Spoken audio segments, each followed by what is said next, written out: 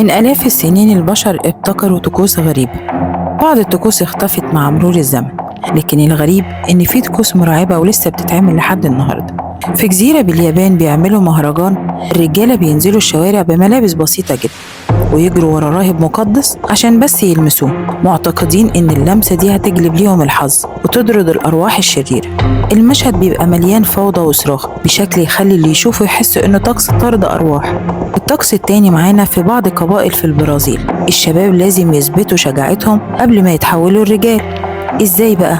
بيلبسوا قفاز مليان نمل اسمه النمل الرصاصي المعروف بلدغته القاتلة. يفضلوا لابسين الجوانتي دقائق طويلة والألم بيكون لا يحتمل، لدرجة إن بعض منهم بيغمى عليه، لكن ده بالنسبة لهم شرف وطقس مقدس. الطقس التالت معانا في تايلاند، بيعملوا مهرجان، بس مش مهرجان عادي. الغريب فيه إن اللي بيشاركوا في المهرجان لازم يخرموا أجسامهم وساعات وشوشهم بأسلحة حادة زي السيوف أو أسياخ من الحديد، ويمشوا وسط الناس وكأنهم في حالة من الغيبوبة، مؤمنين إن الألم ده بيطهر أرواحهم من الشر. الطقس الرابع معايا في قبيلة بأندونيسيا، الموت مش معناه النهاية.